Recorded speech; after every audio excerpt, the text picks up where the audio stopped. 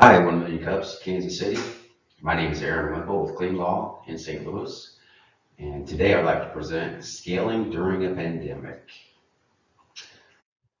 My backstory is one of starting off suffering and walking the planks of exclusion.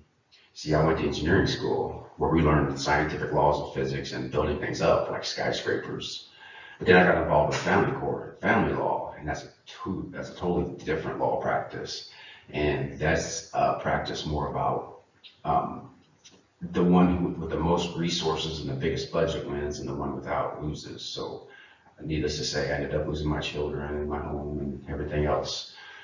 But that got me studying the system for the past 20 years. And in reality, from a scientific perspective, their law versus law system creates a host of what we call 180-degree problems, especially for the children involved in those cases. Things like concrete contract terms, falsified legal instruments are okay, which kind of creates a permanent 180-degree problem. Obviously, there's broken hearts involved, lost family, lost property, and scary jailable court orders that sometimes keeps people from opening up and understanding accessing the system. So my company is a family of 360-degree safer solutions. We call them child safety files. Now this is a safer private network, or SPN.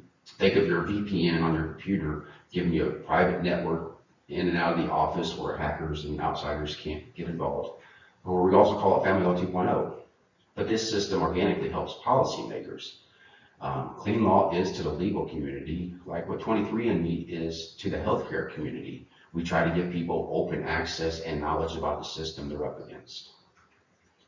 We provide things like flexible contract terms, authentic legal instruments, and softer mechanisms through the judicial system, especially for the children involved. We try to make policies that are geared easier on the children who go through that system.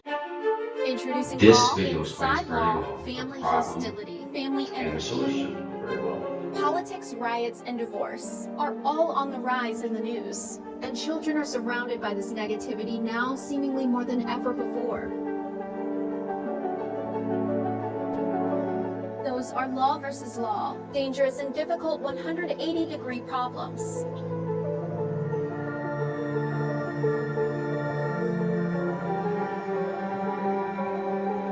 But remember, those dreams of good family, great job, and nice community, those are safer 360-degree solutions.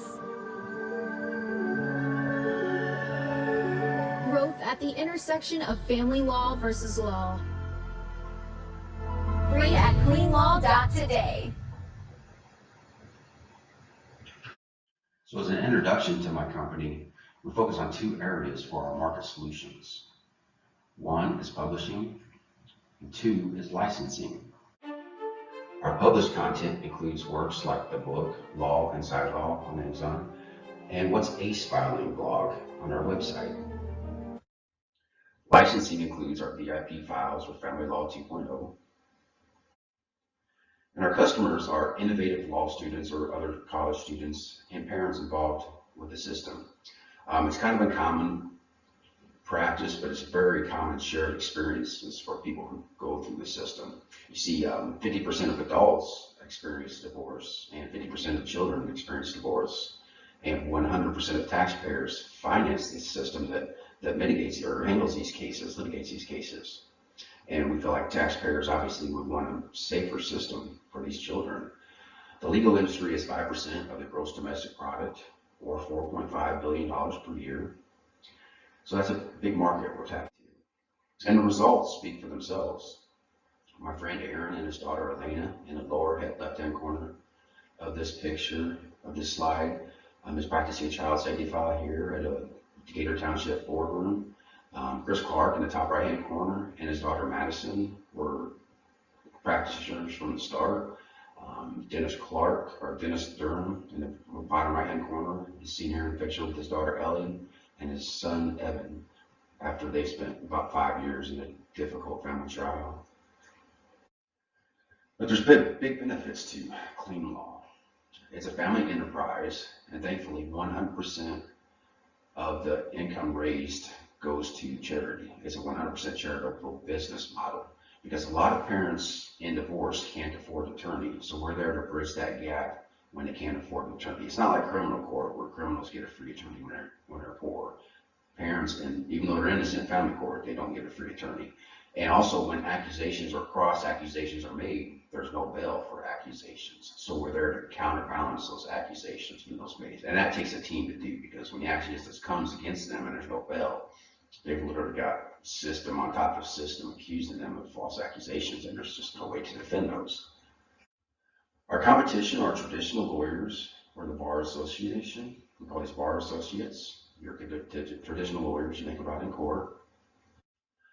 But their big disadvantages are they're systemic, they're state-oriented, or competition-oriented, like a boxing match, where an outside commission comes in and makes the rules for them for a better fight, instead of somebody organically coming in and making a better system for the betterment of the children and families involved, which is our big advantage. We're organic and 100% all natural.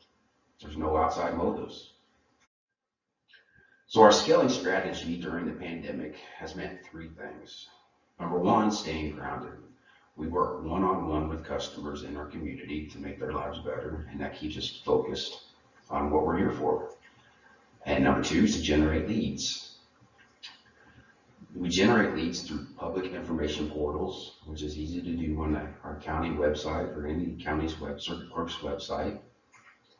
And number three, we assess future markets to develop in. We try to understand those new markets, see if we have a good product to fit that market, or see if there's actually a need in that market for our products and services.